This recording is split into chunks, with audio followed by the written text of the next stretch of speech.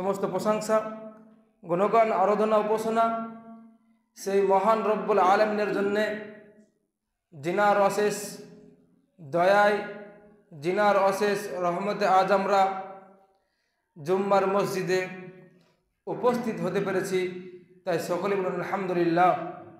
পরে পরে আমাদের আখির নবী তথা সারা বিশ্বের নবী মুহাম্মদ আরবি সাল্লাল্লাহু আলাইহি সাল্লাম, তিনার উপর লাখ লাখ দরুদ ও সালাম বর্ষিত হোক। সকলে বলুন আল্লাহুম্মা আমিন, আল্লাহুম্মা সাল্লি আলাইহি, আল্লাহুম্মা বারিক আলাইহি। সম্মানিত দিনী ভাই, মুসলিম সমাজ, আজ যে বিষয় নিয়ে উপস্থিত হয়েছি সেটি খুব গুরুত্বপূর্ণ একটি বিষয়। আজ আমরা যে দুনিয়ার বুকে চলাফেরা করি, আজ আমরা দুনিয়ার বুকে পার্থিব জীবনে আমরা আজ জীবনযাপন করছি। তো মানুষ যে দুনিয়ার বুকে এসেছে, আল্লাহ যে মানুষকে দুনিয়াতে পাঠিয়েছে, সেটা এমনি এমনি নয়, অবশ্যই এর কোনো কারণ রয়েছে। মানুষ দুনিয়াতে উদ্দেশ্যহীনভাবে চলতে ফিরতে পারে না। যেমন একজন ব্যক্তি মাঝি ছাড়া নৌকার ওপরে সে চলতে পারে না, মাঝিবিহীন নৌকা কোনো দিশা থাকে না, ঠিক তেমনি একজন মানুষের উদ্দেশ্য ছাড়া, তার জীবনের উদ্দেশ্য ছাড়া সে এই দুনিয়ার বুকে জীবনযাপন সফলভাবে সে করতে পারে না। এই জন্য আমাদেরকে আল্লাহ রব্বুল আলামিন দুনিয়ার বুকে পাঠানোর কারণ কি, কিসের জন্য আল্লাহ পাঠিয়েছেন, আমরা দুনিয়াতে কিসের জন্য এসেছি, কি কারণে এসেছি, আমরা এই দুনিয়ার বুকে এসে আমাদের কি হয়েছে বা কি হবে, এই যে কারণ, তো আমরা ইনশাআল্লাহ জানবো যে দুনিয়াতে আল্লাহ আমাদেরকে পাঠিয়েছে কি কারণে।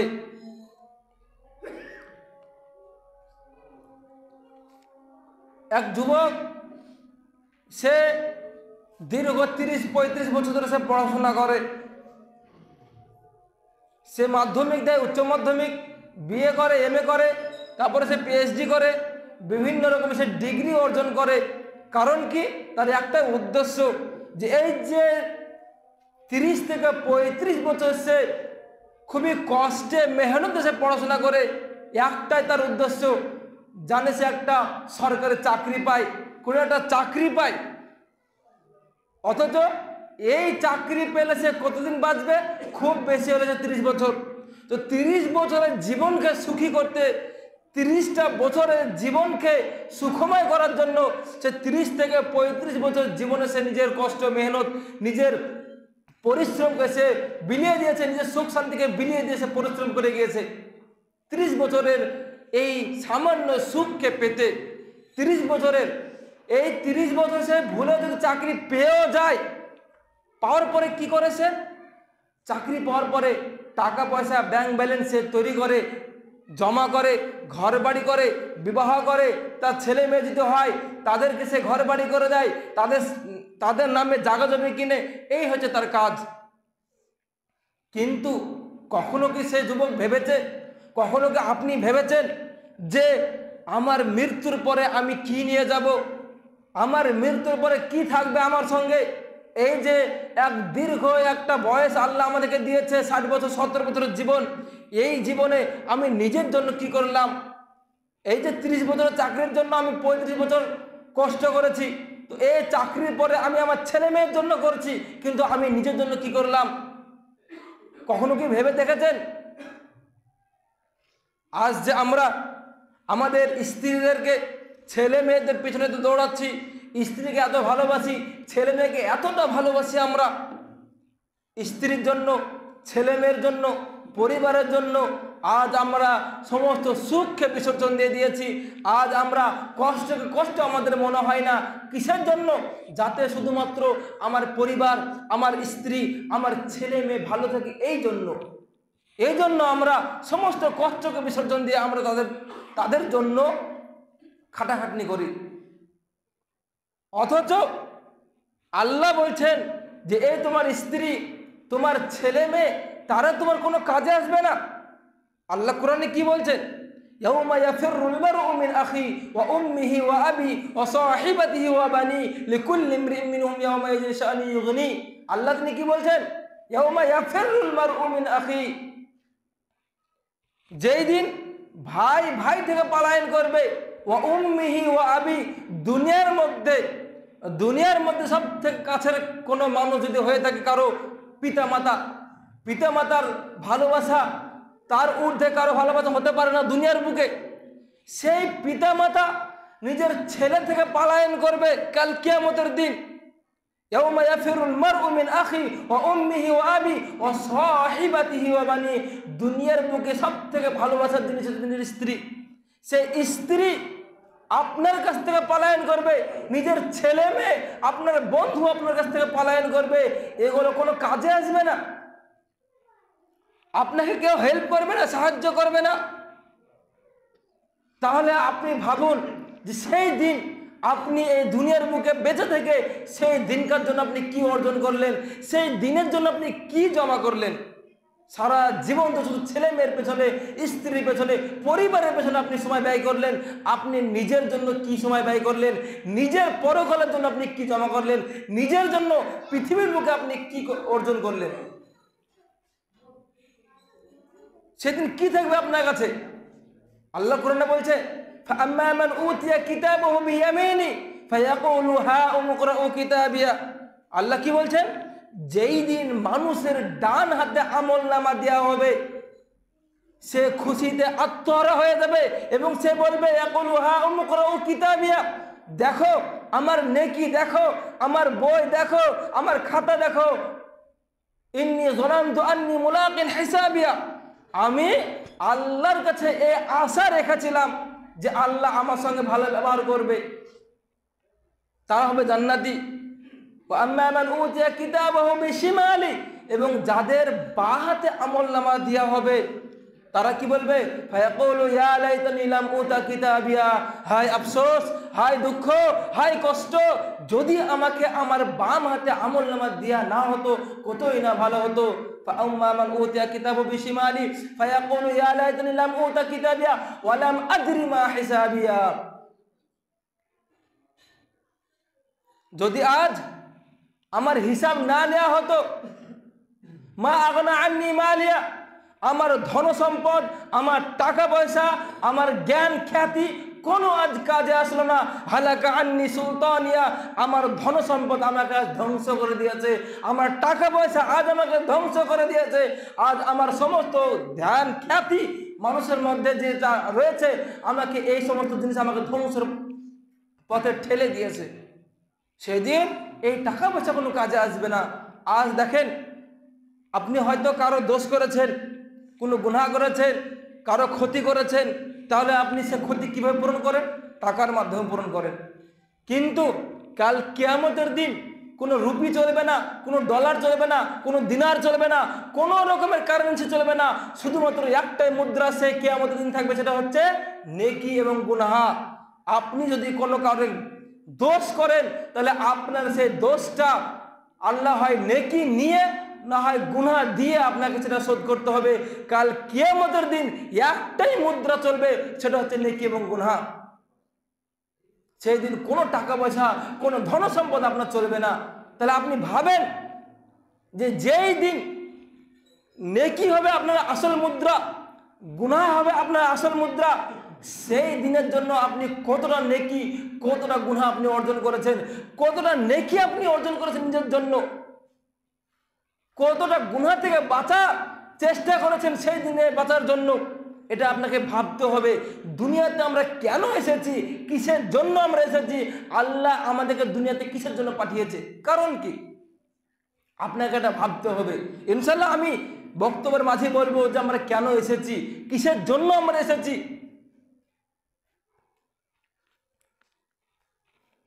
দেখেন সেই ভয়াবহ কিয়ামতের দিন, যে দিন সম্পর্কে আল্লাহ কি বলেছেন, আল কারিয়াতু মাল কারিয়া ওয়া মা আদরাকা মাল কারিয়া। আল কারিয়া শব্দের অর্থ হচ্ছে দেওয়ালে আওয়াজ দেওয়া, দেওয়ালে বা দরজায় আওয়াজ দেওয়া, ভিতরে কেউ আছে বাইরে থেকে আওয়াজ দিচ্ছেন, তো আল্লাহ বলছেন আল কারিয়াতু মাল কারিয়া, আওয়াজ দেনেওয়ালা শব্দ, এর অর্থাৎ আল্লাহ কিয়ামতকে বোঝাচ্ছে যে মানুষকে এই কিয়ামতের দিন, কিয়ামতের যে সুর, সেই দিন মানুষকে আওয়াজ দেওয়া হবে, আল কারিয়াতু মাল কারিয়া ওয়া মা আদরাকা মাল কারিয়া। হে নবী, আপনি কি জানেন যে এই আওয়াজ দেওয়ার দিনটা কি, এই মহাপ্রলয় দিনটা কি? ওয়া মা আদরাকা মাল কারিয়া ইয়াউমা ইয়াকুনুন নাসু কাল ফারাসিল মাবসুস, যেই দিন মানুষ ছড়িয়ে থাকা কীট পতঙ্গের মতো হয়ে যাবে। ওয়া তাকুনুল জিবালু কাল ইহনিল মানফুস, আল্লাহ তিনি বলছেন যেই দিন পাহাড় পর্বত তুলার ন্যায় আকাশে উঠতে থাকবে। এখন তো ঠান্ডার সময়, অনেক বাড়িতে লেপ তৈরি করেন, তো ওই লেপের যে তুলোকে ভুনানো হয়, তারপরে দেখবেন জিওল গাছের যে তুলো রয়েছে, একটু হাওয়া পেলে কিভাবে উড়ে থাকে। তো আল্লাহ এখানে কাল ঈন শব্দের অর্থ হচ্ছে তুলাকে বোঝানো হয়েছে। তুলার মতো, তুলার ন্যায় কাল কিয়ামতের দিন কি হবে? পাহাড় পর্বত উঠতে থাকবে। এখানে একটা ছোট্ট পয়েন্ট বলি আমি, হয়তো এটা ঠিক নয় যে কোরআনকে বিজ্ঞানের সঙ্গে তুলনা করা, কারণ কোরআন অনেক উঁচুতে বিজ্ঞানের থেকে। আমার মতে কোরআনকে বিজ্ঞানের সঙ্গে তুলনা করা ঠিক নয়, তারপরেও বিজ্ঞানের অনেক জিনিস কোরআনে যেটা আল্লাহ রব্বুল আলামিন 1400 বছর আগে বলে দিয়েছেন, সেটা এখন বিজ্ঞান প্রমাণ করে দিচ্ছে, বিজ্ঞান প্রমাণ হয়ে যাচ্ছে বিজ্ঞানের মাধ্যমে। তো আমি এই দিকটা বলি যে আল্লাহ বলছেন করিয়ার মধ্যে যে কিয়ামতের দিন পাহাড় পর্বত তুলোর ন্যায় আকাশে উঠতে থাকবে। এখন বিজ্ঞান বলছেন যে পৃথিবী সূর্য চারিদিকে ঘুরছে, তো পৃথিবী যে ঘোরার যে গতি, পৃথিবী নিজের কক্ষপথে ঘুরছে এবং পৃথিবী সে নিজে নিজেও ঘুরছে। তো এত কিলোমিটার বেগে ঘুরছে, বিজ্ঞানীরা বলছে যে এই পৃথিবী যদি সে নিজের ঘোরাকে বন্ধ করে দেয়, তাহলে পৃথিবীর বুকে যা কিছু আছে পাহাড় পর্বত ঠিক অত কিলোমিটার গতিতে সে আকাশে উড়ে যাবে। ঠিক অতটা কিলোমিটার গতিতে সে পৃথিবী যদি দাঁড়িয়ে যায়, তার ঘোরা বন্ধ করে দেয়, পৃথিবীর বুকে যা কিছু আছে ঠিক অত কিলোমিটার বেগে সমস্ত কিছু সামনের দিকে ছিটকে ফেলে দিবে, আকাশে উঠতে থাকবে। তাহলে ভাবেন যে সেই দিন কি অবস্থা হবে, যে আল্লাহ কোরআনের মধ্যে বলছেন যেই দিন পাহাড় পর্বত তুলোর ন্যায় আকাশে উঠতে থাকবে। সেই দিনকার জন্য আপনি কি তৈরি করেছেন? সেই দিনের জন্য, কাল কিয়ামতের দিনের জন্য আপনি কি রেডি করেছেন? আপনি কিসের জন্য পৃথিবীতে এসেছেন? কি কারণে আপনি এই দুনিয়ার বুকে চলাফেরা করছেন? আপনাকে এটা ভাবতে হবে। আপনারা জ্ঞানী মানুষ, আপনারা বুদ্ধিমান মানুষ। দেখেন এখানে একটা কথা বলি, ধরেন একটি যুবক সে চাকরি পেয়েছে, কিন্তু তার চাকরিতে শর্ত দেওয়া হয়েছে কি, যে তোমাকে এই চাকরি করতে গেলে তোমার মুখে দাড়ি চাচতে হবে। তখন ওই যুবক যদি বলে যে আমি এই চাকরি করব না, আমার দাড়ি চাচবো না, আমি এই চাকরি যদি নাও পাই কোনো সমস্যা নাই, আমি দাড়ি চাচবো না, তখন সমাজের লোক কি বলে? সমাজের লোক তাকে নিয়ে হাসি ঠাট্টা করে যে দেখ কেমন পাগল ছেলে, এত বড় একটা চাকরি, মাসে 50,000 টাকা, 1 লাখ টাকা স্যালারি, সে চাকরিটা সে ছেড়ে দিল শুধুমাত্র দাড়ি কাটার জন্য। কত বড় পাগল! আসলে কি সে পাগল? আসলে কি সে পাগল? সে পাগল নয়, সে বুদ্ধিমান। যারা বলছে সেই পাগল, কিভাবে দেখেন? আল্লাহ কোরআনে বলছেন ইন্নামা ইয়াখশাল্লাহু মিন ইবাদিহিল উলামা, অবশ্যই আল্লাহকে তারা ভয় করে যারা জ্ঞানী। আল্লাহকে তারাই ভয় করে। আল্লাহর ভয় তাদের মধ্যেই আছে যারা জ্ঞানী, যারা বুদ্ধিমান, যারা চালাক, তারাই আল্লাহকে ভয় করে। যারা পাগল কোনোদিন আল্লাহকে ভয় করে না, মূর্খ কোনোদিন আল্লাহকে ভয় করে না। জ্ঞানী মানুষ আল্লাহকে ভয় করে। দেখেন আরেকটা জিনিস বোঝাচ্ছি আমি, যে জ্ঞানী মানুষ কতটা আল্লাহকে ভয় করে, কে চালাক এবং কে পাগল। এখন ঠান্ডার সময় এসেছে, শীতকাল, এখন আমাদের সমাজের অনেক যুবক রয়েছে, তারা মাঠে ঘাটে পিকনিক করে। পিকনিক করবে ইনশাল্লাহ, এ বিষয়ে আমি বক্তব্য দিব কোনো এক জুম্মায়। তো পিকনিক করে, তো সে কতটা চালাক এবং সে কতটা মূর্খ। দেখেন এই বিষয়ে কি বলা হয়েছে, যে আমরা দুনিয়ার বুকে বসবাস করি। এখন যদি আপনাকে প্রশ্ন করা হয়, আব্দুর রহমান ভাই, খালিক ভাই, আপনি কোথায় বাস করেন, তো আপনি কি বলবেন? আমি নসিপুরে বাস করি। আমাকে যদি প্রশ্ন করা হয়, মৌলভী সাহেব আপনি কোথায় বাস করেন, আমি বলবো আমি গুরুদাসপুরে বাস করি, বালিঘাট গুরুদাসপুরে বাস করি। কিন্তু আসল কি এটা ঠিক? সত্য এটা নয়। আসল সত্য কি? যে আল্লাহ তাআলা এই দুনিয়া সৃষ্টি করেছেন এবং আমাকে একটা নির্দিষ্ট জীবন দিয়েছে, যে এই সময় থেকে নিয়ে এই সময় পর্যন্ত তুমি দুনিয়াতে বাঁচবে। তো এই যে এই সময়, এটা হচ্ছে আমার বাসস্থানের জায়গা। আর এই সময়ের মধ্যে আমি ভারতেও থাকতে পারি, যে কোনো রাজ্যে থাকতে পারি, যে কোনো দেশেও থাকতে পারি। এটা হচ্ছে আমার আসল জীবন। 2000 সালে আমার জন্ম, তখন থেকে নিয়ে আমার জন্ম শুরু হয়েছে এবং যতদিন এগোচ্ছে আমার জীবন থেকে একটা একটা দিন কমে যাচ্ছে। এখন আরেকটা বিষয়, এখন পরীক্ষার সময় সরকারি স্কুলে সমস্ত পরীক্ষা চলছে। ধরেন একজন ছাত্র পরীক্ষার হলে বসে আছে, পরীক্ষার সময় 3 ঘন্টা। তো আস্তে আস্তে সে পরীক্ষার হলে ঢুকলো, ঢোকার পরে যখন তার 2 ঘন্টা অতিরিক্ত কেটে গেল, তখন সে হাসছে, সে আনন্দ করছে। কিসের জন্য? যে দেখো আমার 2 ঘন্টা কেটে গেছে আর 1 ঘন্টা বাকি আছে, কখন আমি হল থেকে বেরোবো। আচ্ছা, এটা যে বলে সে কি বুদ্ধিমান ছাত্র? সে কি বুদ্ধিমান? সে একটা মূর্খ। কারণ সে তার জীবনকে নিয়ে ভাবে না। যারা তার জীবনকে নিয়ে সতর্ক, তাদের কাছে প্রত্যেকটা মিনিট গুরুত্বপূর্ণ। যখনই তার ওই পরীক্ষার হলে এক একটা ঘন্টা, এক একটা মিনিট অতিবাহিত হবে, তত সে ভয় করবে। তার অন্তরে একটা ভয় ঢুকে পড়বে যে আর একটু সময় পেলে ভালো হতো, আমি একটু কিছু লিখতাম। বুদ্ধিমান সে। আর যে হাসে সময় নষ্ট হওয়ার জন্য, যে ব্যক্তি, যে ছাত্র হাসাহাসি করে, সে পাগল। ঠিক এই রকমই আমাদের জীবনটা হচ্ছে একটা পরীক্ষার জীবন। এই জীবন থেকে যে সময় আমাদের কেটে যাচ্ছে, যেই ব্যক্তি, যেই পুরুষেরা, যেই যুবকেরা নিজের জীবনের সময় কেটে যাওয়ার পরেও সে পিকনিকে ব্যস্ত, সে সময় কেটে যাওয়ার পরেও সে নিজের দুনিয়ার লোভ লালসা, দুনিয়ার খেলতামাশার সাথে যে মুগ্ধ রয়েছে, ব্যস্ত রয়েছে এবং সে নিজের জীবনকে নিয়ে ভাবে না, সেই মূর্খ। সেই মূর্খ সে নয় যে নিজের জীবনকে, নিজের ঈমানকে বাঁচানোর জন্য সমস্ত কিছু ত্যাগ করতে রাজি। সে মূর্খ নয়, সে বুদ্ধিমান, সে চালাক। আরবিতে একটা প্রবাদ আছে, জ্ঞানী সে, বুদ্ধিমান সে যে নিজে সমালোচনা করে। জ্ঞানী সে, বুদ্ধিমান সে যে ব্যক্তি নিজের পরকাল খেলে ভাবে। এই যে আমরা সমাজে কোনো মানুষ কিছু করলে তার সমালোচনা পড়ে থাকি, কিন্তু কোনোদিন কি আমরা ভেবেছি যে আমি আজ কি করলাম, আমার কি ভুল? বুদ্ধিমান তো সে যে রাত্রে শুয়ে সে ভাবে আজ আমি কি ভালো করলাম, কি কি খারাপ করলাম, সে হচ্ছে বুদ্ধিমান। বুদ্ধিমান সে যে ব্যক্তি এটা ভাবে রাত্রে শুয়ে আমার মৃত্যুর পরে কি হবে, আমার আমল নামার কি অবস্থা হয়েছে, যে এটা ভাবে সেই বুদ্ধিমান। রসুল আসার আগের যুগকে বলা হয় জাহিলি যুগ, জাহিলিয়াতের যুগ বলা হয়। জাহিলিয়া যুগ মানে অন্ধকারের যুগ, মূর্খতার যুগ, অজ্ঞতার যুগ, পাগলের যুগ। রসুলের আগের জামানাকে বলা হয় জাহিলি যুগ। জাহিলের অর্থ হচ্ছে মূর্খতা। তো এই মূর্খতা, অন্ধকারকে আলোয় আলোকিত করার জন্য রসুল কি নিয়ে এসেছে? ইসলাম নিয়ে এসেছে। অর্থাৎ জাহিলি যুগ হচ্ছে মূর্খতার যুগ, ইসলাম হচ্ছে জ্ঞানের যুগ। ইসলাম হচ্ছে বুদ্ধির একটা ধর্ম, বুদ্ধিমানের একটা জামানা।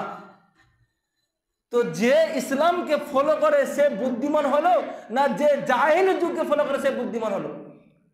তো ইসলামকে ফলো করা মানে এটা নয় যে আমি অজ্ঞ, ইসলামকে ফলো করা মানে এটা নয় যে আমি অশিক্ষিত। যারা ইসলামকে ফলো করে, যারা ইসলামকে মানে, যারা হাদিস কোরআনকে মানে, তারা হচ্ছে শিক্ষিত, তারা হচ্ছে বুদ্ধিমান। আর যারা হাদিস কোরআনকে মানে না, যারা হাদিস কোরআনকে প্রাধান্য দেয় না, যারা হাদিস ও কোরআনকে নিজের জীবনে বাস্তবায়ন করতে চায় না, তারাই হচ্ছে অশিক্ষিত, তারা হচ্ছে মূর্খ। সে যত বড় ইউনিভার্সিটিতে পড়ে থাকুক না কেন, সে যত বড় বিশ্ববিদ্যালয়ে পড়ুক না কেন, সে অশিক্ষিত, সে মূর্খ। কারণ ইসলামের জ্ঞানী হচ্ছে আসল শিক্ষা, ইসলামের জ্ঞানী হচ্ছে মৌলিক শিক্ষা, আসল শিক্ষা মানুষের ইহকাল পরকাল দুটো সময়ের জন্য। অতএব আমাদেরকে এই দিকে সতর্ক থাকতে হবে। তো আল্লাহ আমাদের কেন পৃথিবীতে পাঠিয়েছেন সেই দিকে আপনাকে সতর্ক থাকতে হবে। দেখেন আরেকটা বিষয় বলি এখানে, কোরআনে আল্লাহ রাব্বুল আলামিন তিনি দানের কথা বলেছেন যে তোমরা দান করো, আমাকে আল্লাহ রাস্তায় দান করো। তো যখন ইহুদিরা রসুলের মুখে একথা শুনলো, তখন ইহুদিরা বলল যে আল্লাহ মনে হয় ফকির হয়ে গিয়েছে যে ও মানুষের কাছে দান চায়। নাউজুবিল্লাহ। আল্লাহ কোরআনে বলছেন অমিম্মা রাযাকনাহুম ইনফিকুন, আল্লাহ যেটা তোমাদেরকে রুজির মধ্যে দিয়েছে ওর মধ্যে থেকে কি করো? দান করো, সাদকা করো। আচ্ছা, আল্লাহ যে দান চাইছে, আল্লাহ আপনার কাছ থেকে চাইছে, আপনার সম্পদের কাছ থেকে না, আল্লাহ তার নিজের সম্পদের কাছ থেকে চাইছে। কিভাবে? এই যে আপনার কাছে এখন 40 বিঘা জমি আছে, এই জমি কিন্তু আপনার নয়, আপনাকে কিছুক্ষণের জন্য দেওয়া হয়েছে। এই জমি কিন্তু যখন পৃথিবী আল্লাহ সৃষ্টি করে তখন সমস্ত জমি কিন্তু আল্লাহ ছিল, তারপরে মানুষ আল্লাহকে দিয়েছে। আপনি এই জমি পেয়েছেন আপনার বাবার কাছ থেকে, সে জমি পেয়েছে তার বাবার কাছ থেকে, সে জমি তার, এইভাবে একটা সিরিয়াল রয়েছে। আপনি এক্ষুনি মারা যান, আপনার সমস্ত সম্পত্তি কে নিয়ে নেবে? আপনার ছেলে মেয়ে নিয়ে নেবে। তো এই সম্পত্তি আপনার নয়, সমস্ত আল্লাহ। কে বলেছে যে এই সম্পত্তি টাকা পয়সা আপনার? এই টাকা পয়সা আপনার নয়, আল্লাহ কখনো কোরআনে বলেনি এটা আপনার, এটা সমস্ত কিছু আল্লাহর। তো আল্লাহ আপনার কাছে চাইছে, তার মানে আপনি এটা ভাবেন না যে আল্লাহ আমাদের টাকা পয়সার, আমাদের সম্পদের মুখাপেক্ষী। আল্লাহ আমাদের সম্পদের মুখাপেক্ষী নয়। আল্লাহ কোরআনে কি বলছেন? কুল হুয়াল্লাহু আহাদ, বলো আল্লাহ এক, আল্লাহুস সামাদ, তিনি কারো মুখাপেক্ষী নন। মানুষ একে অপরের মুখাপেক্ষী। আজ জুম্মার দিন কোনো একজন মানুষের দ্বারা জুম্মা হবে না, জুম্মা করতে গেলে কমসে কম 3 জন লাগে। তো মানুষ একা চলতে পারে না। আপনি কোনো একটা কাজ করেন, একা আপনার দ্বারা হবে না। কোনো একটা সমাজে কাজ করেন, একা আপনার দ্বারা হবে না। তো মানুষ একে অপরের মুখাপেক্ষী, আল্লাহ কারো মুখাপেক্ষী নন। তো আল্লাহ আপনার সম্পদের, আল্লাহ আপনার টাকা পয়সার, যদি এটাও বলি এটাও বলা যাবে আল্লাহ আপনার ইবাদতেরও মুখাপেক্ষী নন। আল্লাহ আপনার ইবাদতের কোনো দরকারই নেই আপনার। তাহলে আমরা ইবাদত কেন করি? কেন আমাকে কোরআনে বারবার ইবাদত করতে বলা হয়েছে? আল্লাহ আপনার নামাজের মুহতাজ নয়। আপনার নামাজ পড়েন না পড়েন আল্লাহ কোনো যাই আসে না। তো কেন কোরআনে এতবার নামাজ পড়তে বলা হয়েছে? তো একটাই হাদিস, এটাই বলবো, তারপর আমার বক্তব্য শেষ করে দেব। যদি আপনি বোঝেন এটাই আপনার জন্য যথেষ্ট, এই হাদিসটা, সেটা কি হাদিস? রসুল তিনি বলছেন, আল্লাহ বলেছেন, হাদিসে কুদসির মধ্যে রয়েছে এই হাদিসটা। হাদিসে কুদসি অর্থাৎ আল্লাহর রসুল আল্লাহর কাছ থেকে শুনে শুনে বলেছেন। এটা কোরআন নয়, তবে আল্লাহর সঙ্গে যে রসুলের কথা হয় তার মাধ্যমে এটা এসেছে। সে হাদিসে কুদসিতে কি বলা হয়েছে? আল্লাহ তিনি বলেছেন, ইয়া ইবাদি, হে আমার বান্দা, ইন্নাকুম লাম তাবলিগু যররি, হে আমার বান্দা, তোমরা পৃথিবীর সমস্ত মানুষ মিলে একত্রিত হয়ে আমার কোনো ক্ষতি করতে পারবে না। তারপর আল্লাহ তিনি কি বলছেন? হে আমার বান্দা, তোমরা পৃথিবীর সমস্ত মানুষ মিলে আমার সামান্য পরিমাণ উপকারও করতে পারবে না। তারপর আল্লাহ কি বলছেন? ইয়া ইবাদি ইন্না আউওয়ালাকুম ওয়া আখিরাকুম ওয়া ইনসাকুম ওয়া জিন্নাকুম, হে আমার সমস্ত বান্দা, যারা তোমরা আদম থেকে নিয়ে কিয়ামত পর্যন্ত যত মানুষ এসেছিল, যত আছে বা যত আসবে, সমস্ত মানুষ জাতি এবং জিন জাতি, মানুষ এবং সমস্ত জিন জাতি যদি একত্রিত হয়ে যায়, একত্রিত হওয়ার পরে কানু আলা আতকা রাজুলিন কলবিন ওয়াহিদিন, সমস্ত মানুষ যদি মুত্তাকি পরহেজগার হয়ে যায়, কার মতন? পৃথিবীতে সব থেকে যে নেকি বা যে সব থেকে ভালো মানুষ তার মতো হয়ে যায়, অর্থাৎ মুহাম্মদ সাল্লাল্লাহু আলাইহি ওয়াসাল্লামের মতন। তিনার থেকে পরহেজগার কেউ হতে পারবে? আল্লাহ রসুলের থেকে পরহেজগার কেউ হতে পারবে? কেউ হতে পারবে না। আল্লাহ তিনি বলছেন, পৃথিবীর সমস্ত জিন এবং ইনসান যদি একত্রিত হয়ে আল্লাহ রসুল মোহাম্মদের মতো যদি অন্তর হয়ে যায়, ভালো মানুষ হয়ে যায়, আল্লাহ বলছেন, আল্লাহ তিনি কি বলছেন, মা যাদা ফি যালিকা ফি মুলকি শাই, আল্লাহ তিনি বলছেন যে আমার রাজত্বের মধ্যে, আমার শাসন ব্যবস্থার মধ্যে যাররা পরিমাণ উপকার আসবে না।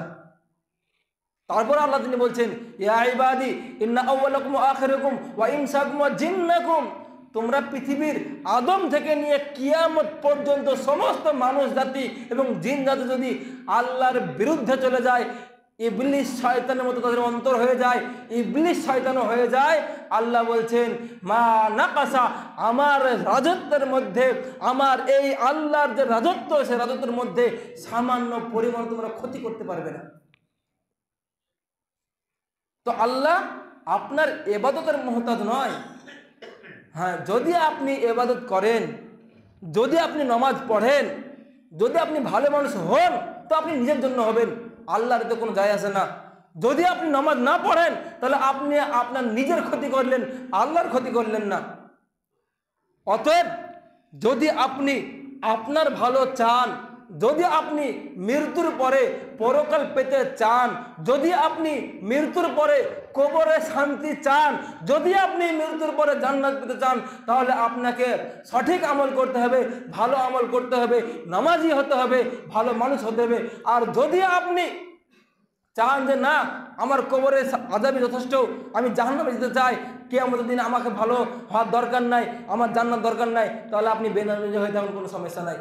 এখন আপনি ডিসাইড করুন আপনি কতটা জ্ঞানী ব্যক্তি, আপনি ডিসাইড করুন এটা যে আপনি কতটা জ্ঞানী, কতটা আপনার মধ্যে জ্ঞান রয়েছে, কতটা চালাক মানুষ আপনি, যে আপনি কোন জিনিসটা বেছে নেবেন। যদি আপনি নামাজি হন তাহলে আপনি চালাক, যদি আপনি ইসলামকে ফলো করেন তাহলে আপনি জ্ঞানী বুদ্ধিমান, আর যদি আপনি ইসলামকে ফলো না করেন, নামাজ না পড়েন, ইসলামকে ফলো না করেন, আপনি মূর্খ। আপনি যে মূর্খ, আপনার যারা নামাজ পড়েছে সবাই মূর্খ, তারা ইসলাম বোঝে না, তারা জাহিলি যুগে এখনো বসবাস করছে, তারা ইসলাম বোঝে না। এজন্য আপনারা বুদ্ধিমত্তার পরিচয় দেন, জ্ঞানের পরিচয় দেন।